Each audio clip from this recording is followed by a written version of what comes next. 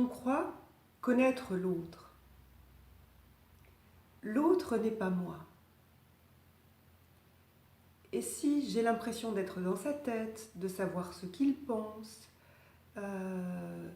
d'imaginer qu'il pense comme moi, ou peut-être de m'attendre, comme je peux entendre souvent, ah mais si vraiment il m'aimait, jamais il m'aurait offert ça, ou bien ah bah dis donc, je comprends vraiment pas pourquoi il peut quand même pas faire attention à moi et pas voir que il y a ça qui est en train de se passer pour moi.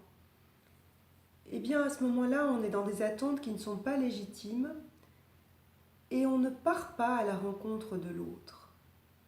Parce que l'autre, je ne peux le découvrir, je ne peux savoir qui il est qu'en allant à sa rencontre. Je ne peux vraiment pas me faire juste une représentation d'après ce que j'observe. Et ça reste vrai tout au long d'une vie, même si la vie de couple est déjà très très ancienne, même si ça fait très longtemps qu'on est ensemble. L'être humain est appelé à bouger, l'être humain est appelé à changer, et on ne peut absolument pas le figer dans une représentation qu'on aurait. Parce que si on fait ça, eh bien ce qui se passe, c'est qu'à ce moment-là, on ne rencontre pas la personne avec qui on partage des moments d'intimité. Et on pourrait dire que si on ne la rencontre pas, eh bien on n'est simplement pas dans une relation d'intimité. On n'est pas dans une relation vraie. On est juste à l'intérieur de soi, avec ce qu'on imagine de l'autre, avec ce qu'on perçoit, avec ce qu'on croit qu'il est. Et du coup, on n'est pas là dans la relation. Et on pourrait même dire qu'à ce moment-là, il n'y a pas de relation.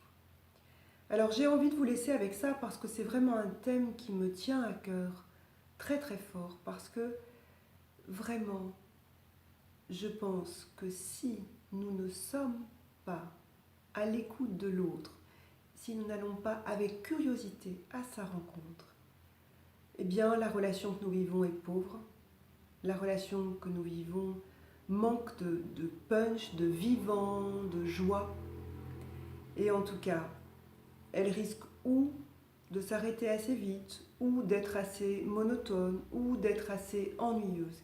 Et il y a toujours tellement à découvrir dans son propre univers à soi, et ça c'est important d'être capable de pouvoir le faire, et j'y reviendrai prochainement, et d'être aussi en capacité d'aller découvrir l'univers de l'autre. Il a vraiment des tas de choses à nous montrer, des tas de choses à nous apprendre.